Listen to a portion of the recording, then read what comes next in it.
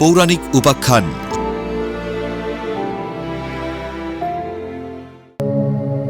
হনুমান জয়ন্তী কি? হনুমানের জন্ম হয়েছিল কিভাবে? হনুমান জয়ন্তী হল হিন্দু দেবতা হনুমানের জন্মোৎসব, যা অদম্য ভক্তি, শক্তি ও সাহসের প্রতীক হিসেবে পালিত হয়। সাধারণত চৈত্র মাসের পূর্ণিমা তিথিতে এই উৎসব পালিত হয়। হনুমান জয়ন্তী বা হনুমান জন্মোৎসব হল হিন্দু দেবতা হনুমানের জন্ম উদযাপন করার একটি বিশেষ উৎসব। রামায়ণের অন্যতম প্রধান চরিত্র হনুমানকে ভগবান রামের একনিষ্ঠ ভক্ত এবং শক্তির প্রতীক হিসেবে গণ্য করা হয়। এই দিন ভক্তরা বিশেষ পুজো, হনুমান চালিসা পাঠ এবং উপবাসের মাধ্যমে বজরংবলীর আশীর্বাদ কামনা করেন। হনুমানের জন্ম কিভাবে হল? হিন্দু পুরাণ অনুসারে ভগবান হনুমানের জন্মকাহিনী অত্যন্ত অলৌকিক এবং আকর্ষণীয়। তার জন্মের সাথে ভগবান শিব, বায়ুদেব এবং মাতা অঞ্জনার গভীর সম্পর্ক রয়েছে। হনুমানের মাতা অঞ্জনা ছিলেন একজন স্বর্গীয় অপ্সরা। এক ঋষির অভিশাপে তিনি বানরী রূপে পৃথিবীতে জন্মগ্রহণ করেন। এই অভিশাপ থেকে মুক্তির জন্য তিনি এবং তার স্বামী কেশরী সন্তান লাভের উদ্দেশ্যে ভগবান শিবের কঠোর তপস্যা শুরু করেন। তপস্যায় তুষ্ট হয়ে ভগবান শিব অঞ্জনাকে বর দেন যে তিনি তার গর্ভেই অবতার রূপে জন্মগ্রহণ করবেন। অন্যদিকে রাজা দশরথ সন্তান লাভের জন্য যখন পুত্র কামেষ্টি যজ্ঞ করছিলেন, তখন অগ্নিদেব তাকে একটি ঐশ্বরিক পায়েস বা ক্ষীর প্রদান করেন।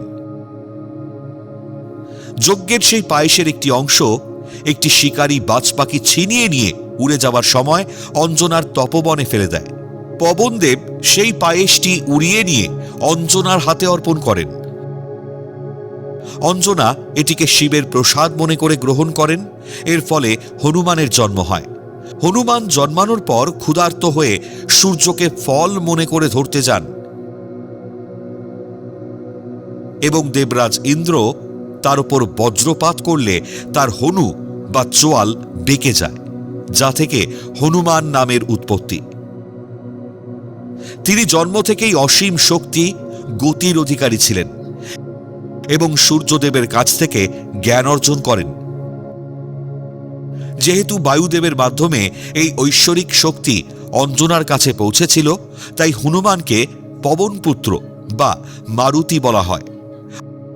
আবার তিনি শিবের অংশ থেকে জন্ম নেওয়ায় তাকে শিবের একাদশ রুদ্র অবতার হিসেবেও গণ্য করা হয়।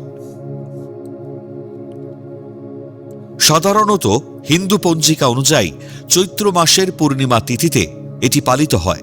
তবে ভারতের বিভিন্ন অঞ্চলে ভিন্ন ভিন্ন সময়েও এটি পালন করা হতে পারে, যেমন উড়িষ্যায় পনা সংক্রান্তির দিন বা দক্ষিণ ভারতে মার্গ শীর্ষ মাসে। হনুমানকে ভক্তি, নিঃস্বার্থ সেবা এবং অদম্য শক্তির আদর্শ হিসেবে পূজা করা হয়। ভক্তরা বিশ্বাস করেন যে এই দিনে প্রার্থনা করলে শারীরিক ও মানসিক শক্তি বৃদ্ধি পায় এবং বিপদ থেকে রক্ষা পাওয়া যায়। এই দিনে ভক্তরা হনুমান মন্দিরে পুজো দেন, হনুমান চালিসা পাঠ করেন এবং অনেকে উপবাস পালন করেন। মূর্তিতে সিঁদুর লেপন করা এই পুজোর এক অন্যতম বিশেষত্ব। সিঁদুরে